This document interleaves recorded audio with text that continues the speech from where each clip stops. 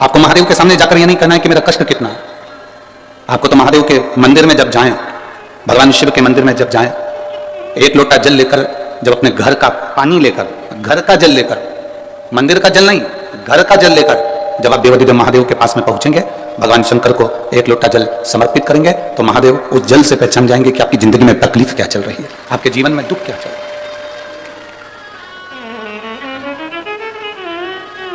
पति को बार बार कहना पड़े कि मेरे सिर में दर्द हो रहा है, मेरे सिर में दर्द हो रहा है, मेरे सिर में दर्द हो रहा है, और पत्नी फिर दवाई दे या बाम की शीशी ला कर दे, वो एक अलग बात है। पति के सिर में दर्द हो, पति का चेहरा बता दे कि इसको क्या तकलीफ है, और पत्नी तुरंत दौड़कर पानी का गिलास लेकर आए या दवाई का बॉक्स, मेडिकल बॉक्स लेकर आए और अपने पति को पूछे कि लाओ मैं आपको कुछ दवाई दे दूं, आपका चेहरा अच्छा नहीं लग रहा है, आपका स्वरूप अच्छा नहीं लग रहा है, आज आपके चेहरे पर रौनक नहीं है, मुझे लगता है आज आपको कोई कष्ट है, आप कोई टेंशन में हो, डिप्रेशन में हो, आपका चेहरा बोल रहा है कि आपको कोई तकलीफ है, लाओ मैं तुम्हें कुछ दवाई दे दूं, कुछ गोली दे दूं, ग्लूकोज दे दूं, पानी दे दूं, कोई नींबू पानी मंगा दूं, नारियल पानी बुलवा दूं। पति को कहना ना पड़े कि मेरे को ये तकलीफ है, और पत्नी मेडिकल का बॉक्स लेकर आ जाए और आपका चेहरा देखकर पहचान जाए कि आप तकलीफ में हो, तो समझ लेना कि पति और पत्नी का संबंध बड़ा प्रबल संबंध है। वो जान गई कि चेहरे से कि मुझे तकलीफ क्या है। उसी तरह महादेव के मंदिर में आप जब एक लोटा जल लेकर शिव के मंदिर में बस केवल उसके दरवाजे पर पहुंचो, और मंदिर में जब आप एक लोटा जल चढ़ाओ, आपके हाथ के जल चढ़ते से महादेव पहचान जाए कि इसको तकलीफ क्या है, तो समझ लेना तुम्हारी भक्ति प्रबल हो गई, तुम्हारा विश्वास दृढ़ हो गया, तुम्हारा भरोसा पक्का हो गया। एक भरोसा भी तो पक्का होना चाहिए। गुरु नानक देव जी के 2 पुत्र, 4-5 शिष्य, ऐसा नहीं कि गुरु नानक देव जी के लिए सब ठीक नहीं थे, सब श्रेष्ठ थे। गुरु नानक देव जी ने तो हर पंक्ति में यह बात कही है कि सब में रब को देखो, साइयां सब में समाया।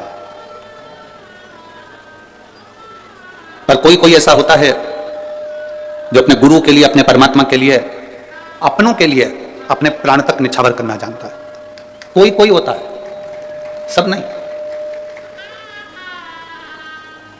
पड़ोसी तुम्हारे बन सकते हैं, कॉलोनी में रहने वाले तुम्हारे बन सकते हैं, दूर रहने वाले तुम्हारे बन सकते हैं। दूसरों को अपना बनाना सरल है, पर अपनों को अपना बनाना दुनिया का सबसे कठिन काम है। आप दूसरे को अपना बना सकते हो, दूसरे को अपना बना लोगे, वो सरल है, पर जो अपने हैं उनको अपना बनाकर रखना, ये दुनिया का सबसे कठिन काम है।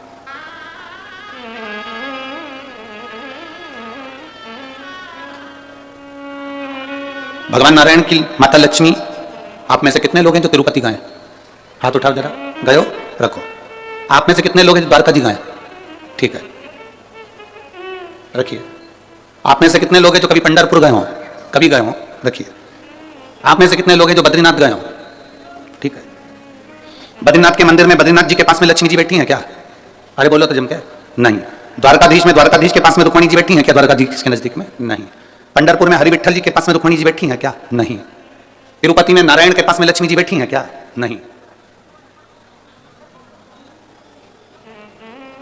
केवल एक देवाधिदेव महादेव ऐसे हैं जिनकी धर्म पत्नी उनके साथ नजदीक में सदा विराजमान है। केवल एक।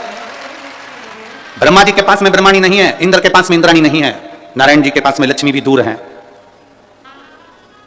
द्वारकाधीश से रुक्मणी जी भी दूर हैं, बद्रीनारायण में बद्रीनाथ जी से लक्ष्मी जी दूर हैं, पर केवल एक देवाधिदेव महादेव हैं जिनके पास में पार्वती जी साथ में बैठी हैं, साथ में। क्योंकि दूसरों को अपना बनाना सरल है, पर अपनों को अपना बनाना कठिन है, और मेरे महादेव ने वही करा है, अपनों को भी अपना बनाया और दूसरे को भी अपना बनाया। ये महादेव का सबसे बड़ा गुण तत्व, सबसे बड़ा गुण तत्व मेरे महादेव का, अपनों को भी अपना बनाया और दूसरे को भी अपना। एक बार गुरु नानक देव जी जा रहे थे, उनके सारे शिष्य उनके साथ, उनके पुत्र उनके साथ में थे। एक बहुत गंदा सा एक तालाब देखा गुरु नानक देव जी ने, और सोचा कि आज अपने शिष्यों की, अपने पुत्रों की थोड़ी सी परीक्षा ली जाए।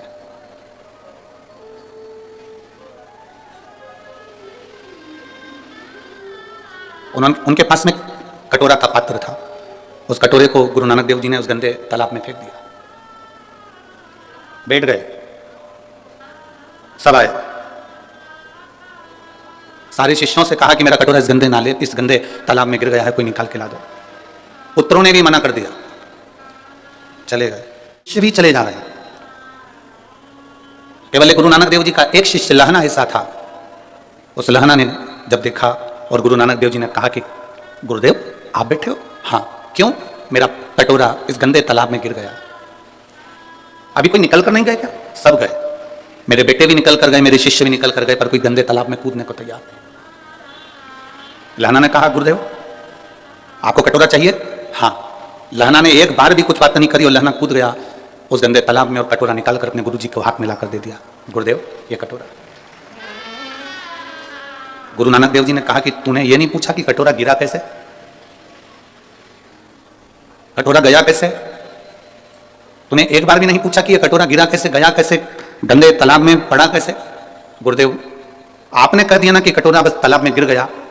अगर शिव का वचन, शिव महापुराण के शब्दों पर, गुरु के शब्दों पर यदि एक विश्वास पक्का है तो फिर उस विश्वास पर अगर तुम चल दिए तो यह निश्चित है कि एक ना एक दिन गुरु की और शिव की कृपा जब बन गई तो जिंदगी में अपनी हाल हो जाओ। फिर आपको निहाल होने में कोई दिक्कत नहीं है।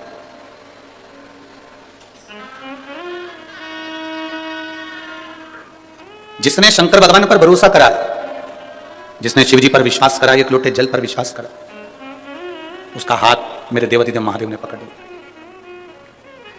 मेरे शंभू ने उसका हाथ पकड़ लिया।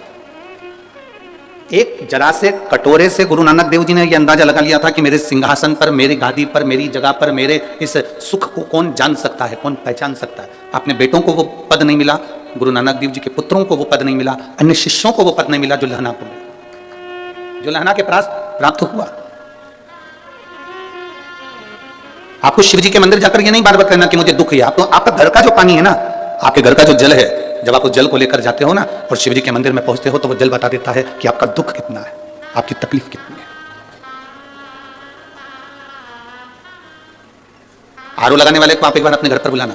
आया आपके घर पे कभी आरओ लगाने वाला? आरओ का पानी, आरओ का जो मशीन लगाने वाला आपके घर पर आया होगा, सबसे पहले वो पानी की जांच करता है। बोलो री जीजियों, ओ बठिंडा वाली, और जितने मेरे जीजा बैठे हैं वो भी बोलो सही है कि गलत है। आरओ लगाने वाले को आप अपने घर पर बुलाएंगे तो पहले वो पानी की जांच करेगा, इसमें खाद कितना है, मिट्टी कितनी है, कितना क्लीन है, वो जांचेगा। फिर कहेगा कि मशीन लगा तो दे रहे हैं परंतु इसका जो फिल्टर है वो हर 15 दिन में खराब हो जाएगा क्योंकि इसमें मिट्टी ज्यादा है और खाद ज्यादा। तुम्हारा महीने का खर्चा तो जरूर होगा पर पानी क्लीन हो जाएगा। तुमने कहा साहब लगा दो, एक मशीन आरओ की लगाओ, हमारा ये पानी क्लीन होना चाहिए, पीने के लायक हो जाए।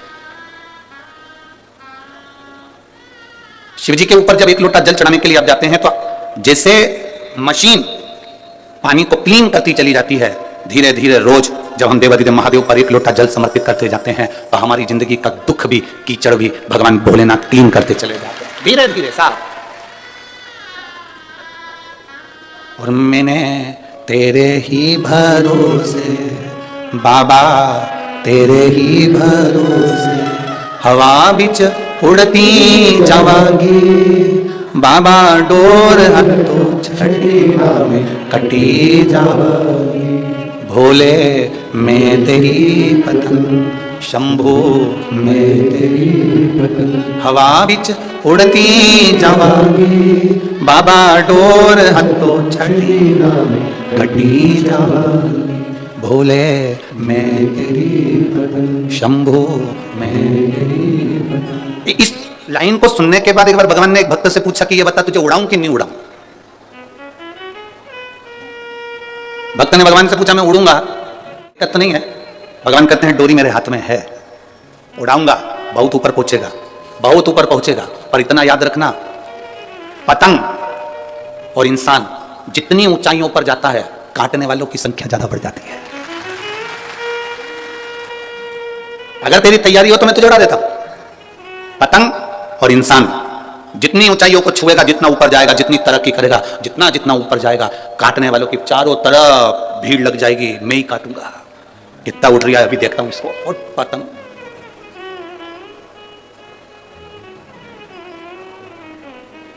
हमारे हिंदू धर्म में, हमारे सनातन धर्म में तो एक दिन दे दिया काटने, मकर संक्रांति का दिन, कि पतंग उड़े तुम काटो, मना नहीं है, बिल्कुल मना नहीं है। एक दिन दिया है मकर संक्रांति का कि पतंग उड़ रही है तुम काटो, मना नहीं है, पर रोज मत काटो। पर आज का व्यक्ति मकर संक्रांति पर कम पतंग काटता है और किसी का घर में कोई आगे बढ़ रहा है, किसी का कहीं संबंध हो रहा है, रिश्ता जुड़ रहा है, संबंध हो रहा है, लोग उसे काटने में लग जाते हैं कि कैसे भी काट कर समाप्त किया। साल में एक दिन काटोगे ना चल जाएगा, पर रोज मत काटो। किसी का संबंध हो रहा है, किसी के बेटे की शादी हो रही है, किसी बेटी का संबंध हो रहा है, कोई आगे बढ़ रहा है, कोई सीए कर रहा है, कोई एमबीए कर रहा है, कोई इंजीनियर बन रहा है, कोई डॉक्टर बन रहा है, कोई कलेक्टर बन रहा है, किसी का फाइल आगे बढ़ गई है, कोई आगे की ओर बढ़ता चले जा रहा है। हमें टेंशन नहीं लेना। अच्छा, बाबा की कृपा हो, खूब आगे बढ़े। एक पत्र आया है,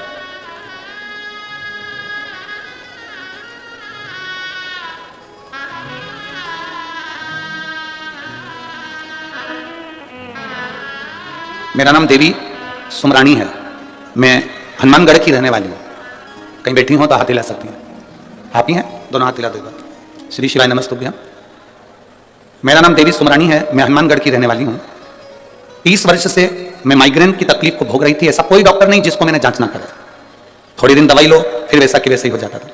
आखिरी में मेरे परिवार वालों ने भी आस छोड़ दी थी और कह दिया था अब कब तक दिखा।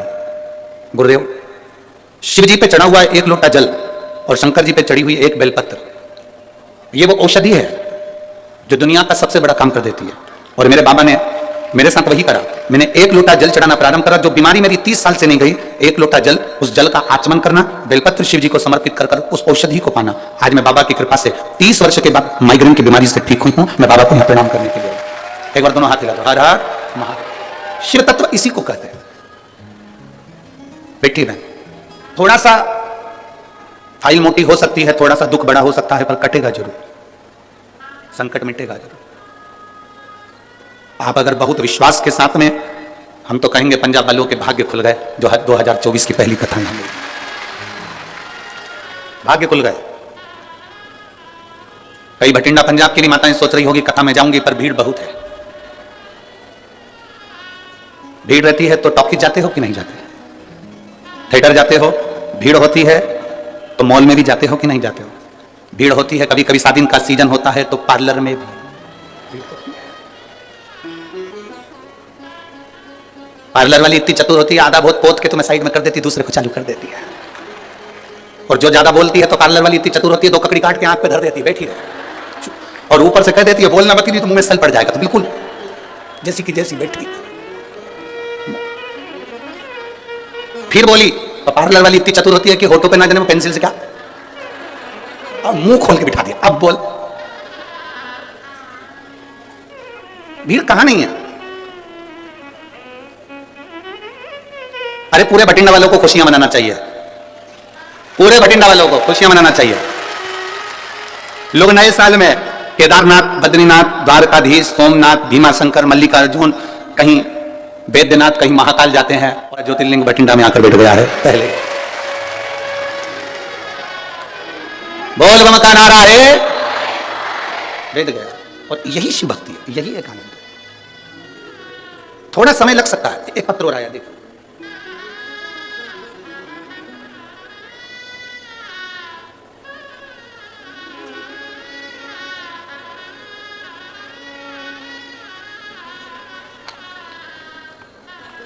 मेरा नाम पूनम रानी, मैं गांव भूलन, सही है, पंजाब की रहने वाली हूँ।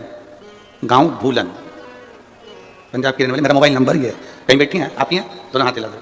श्री शिवाय नमस्तुभ्यम। अब कमर काम कर रही है बढ़िया, नीचे बैठे बन रहा है, ठीक है। मेरी रीढ़ की हड्डी में गैप हो गया था डॉक्टर के हिसाब से। मैं हमेशा 24 घंटे बिस्तर पर पड़ी रहती थी, 1 मिनट भी उठकर कोई कार्य नहीं कर पाती थी। एक बार रिमोट मेरे हाथ में था टीवी का, और चैनल चेंज करते करते शिव महापुराण की कथा सुनी। आपने 31 मूंग के दाने का एक बड़ा सुंदर भाव वर्णन किया था, जो शिव के समर्पित करना था। एक बेलपत्री को खाना था। बस शिव जी के मंदिर में मेरे परिवार वालों से कहकर 1 लोटा जल पहुंचा देती। ऑपरेशन नहीं कराना चाहती थी, क्योंकि डॉक्टर के हिसाब से सही हो पाती कि नहीं हो पाती, पक्का पता नहीं था कि मैं उठूंगी कि नहीं उठूंगी। बेलपत्र रोज खाती, रोज बाबा को जल चढ़ाती। आज मैं बाबा को धन्यवाद देने के लिए, प्रणाम करने के लिए आई हूँ कि अब मैं नीचे भी बैठ सकती हूँ और बैठकर कथा भी सुन सकती हूँ और चल भी सकती हूँ। यह शिव तत्व है। और घड़ी है समय, बैठी रहें। हर हर महादेव। बैठिए, शिव तत्व की प्राप्ति का मंदिर।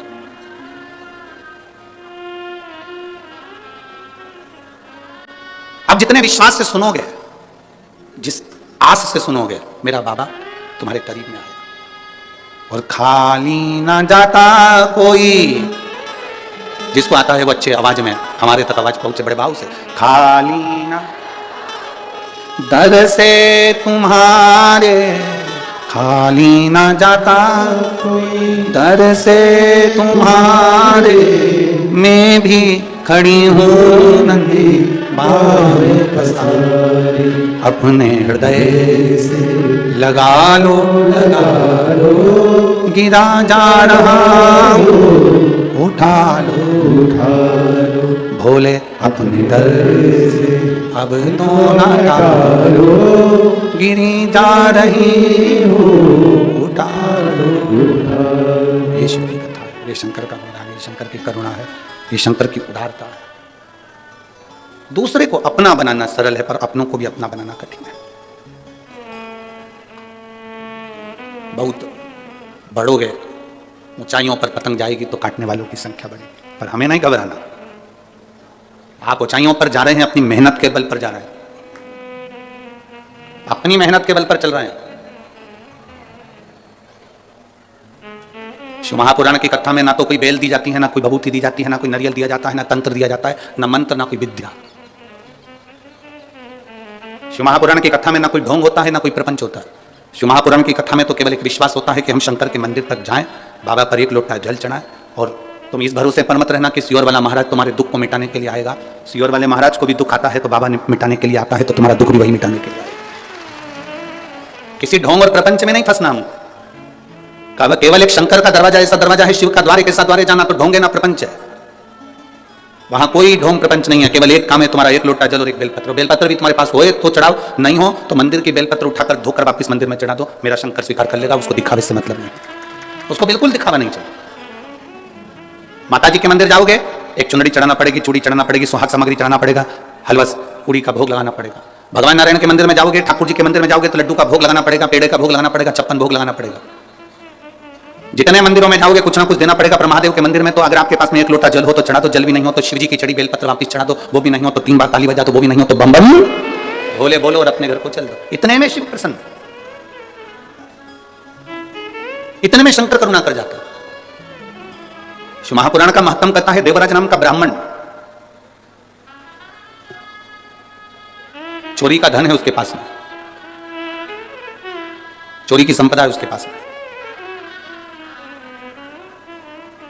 किसी ने एक प्रश्न पंढरपुर की कथा में कहा था, गुरुजी व्यक्ति चोरी क्यों करता है? कोई आपसे पूछे, कोई आपके प्रश्न रख दे कि व्यक्ति चोरी क्यों करता है, तो आप क्या उत्तर दो? उसका एक उत्तर है, व्यक्ति चोरी क्यों करता है? शिव महापुराण में देवराज की कथा को सुनना और बिंदु की कथा को सुनना।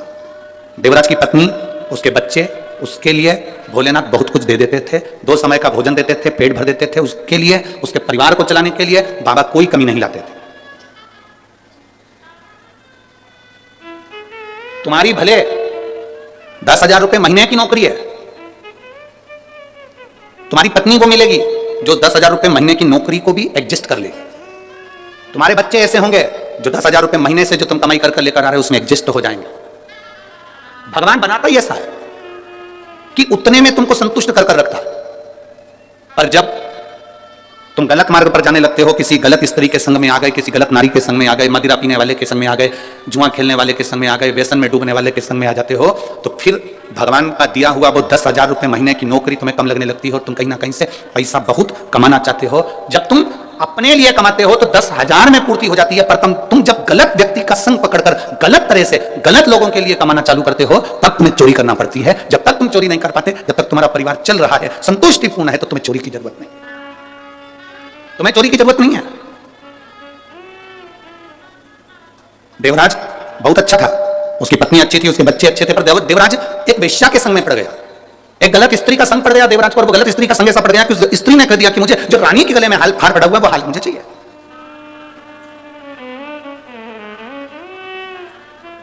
जो रानी के गले में हार पड़ा है वो हार मुझे ला कर दो। और देवराज अभी तक बहुत अच्छी जिंदगी जी रहा था।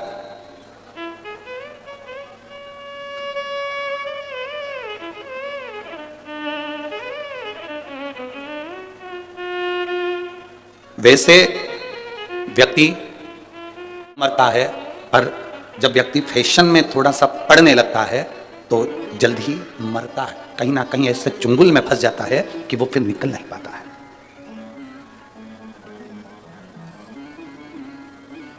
इतनी ठंड पड़ रही है भटिंडा में, हमारे उधर तो इतनी नहीं पड़े, इतनी ठंड सब कम्बल और शॉल और सब ओढ़ ओढ़ के बैठे हैं, और ओढ़ना भी चाहिए। अब इतनी ठंड में अगर भटिंडा में कोई शादी हो तो अब तेरा क्या होगा कालिया। इतनी ठंड में और शादी भटिंडा में, और जो तुमने 2500 रुपये खर्च भी करे, अब वो दिखना भी चाहिए, और ठंड के मैं ही पड़ू,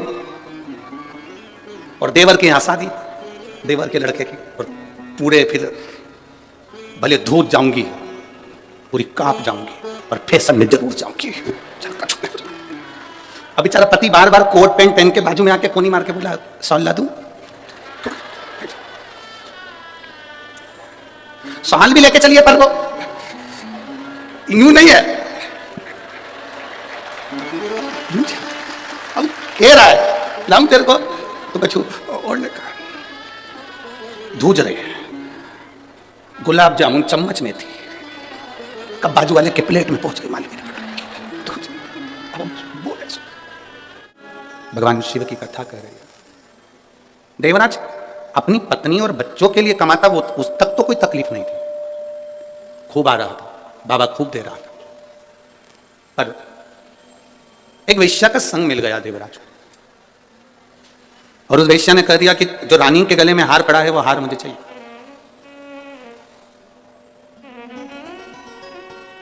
वो हार मुझे लाकर दो। देवराज ने कहा कि वो रानी के गले में हार पड़ा रहता है, उस हार को लाना तो बड़ा मुश्किल है, बड़ा कठिन काम है। नहीं, मुझे तो वो हार चाहिए, लाकर दो मुझे। देवराज, रानी का नियम था रात्रि के समय पर गले का हार निकालकर सोती थी। हमने पहले भी कथा में कहा, आज फिर कह रहे हैं,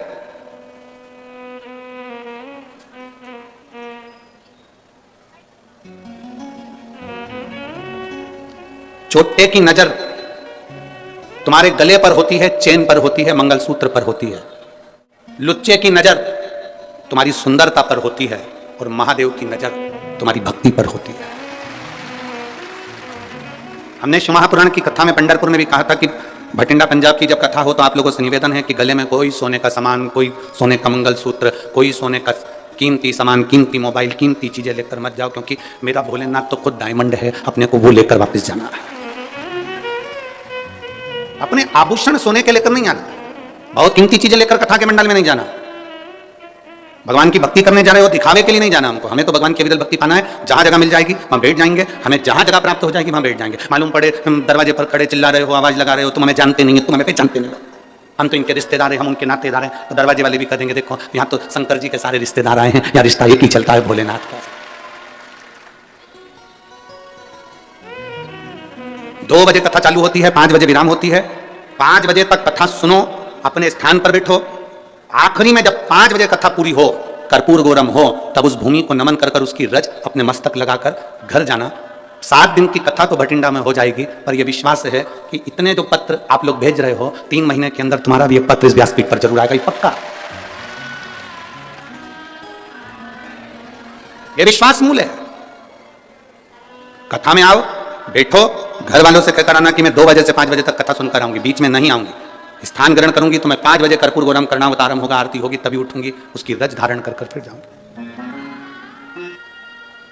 हवाई जहाज एयरपोर्ट पर उतरता है, ट्रेन स्टेशन पर रुकती है, बस स्टैंड पर रुकती है, हेलीकॉप्टर उतरने के लिए हेलीपैड बनता है। 7 दिन के लिए मेरे महादेव को उतरने के लिए शिव महापुराण की कथा हुई।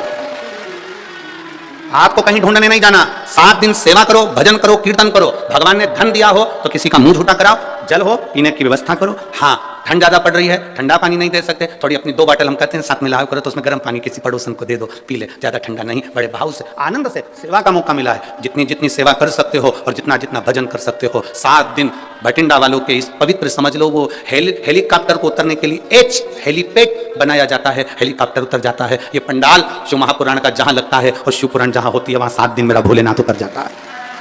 क्या देगा, क्या करेगा? हमारा विश्वास इस शिवपुराण से इतना है कि कई माताएं और कई भाई ऐसे हैं कि उनको 7 दिन के अंदर ही उनका पत्र भी यहां पहुंचेगा। अगर दिल से सुनी तो 7 दिन नहीं दे देगा, वो दिल से सुनी। थोड़ा विश्वास प्रकट करो, भरोसा। आप जितना विश्वास करेंगे उतनी शिव से प्राप्ति होगी। श्री शिवाय नमस्ते। तुम्हारा भरोसा दृढ़ दृढ़। देवराज चोरी का धन लिया है, रानी के गले का हार चुरा कर भाग लिया। कीमती सामान लेकर कथा में ना जाना। क्यों? कीमती सामान तुम्हारे पास होगा तो बार बार तुम्हारी कीमती सामान पर तुम्हारा ध्यान जाएगा।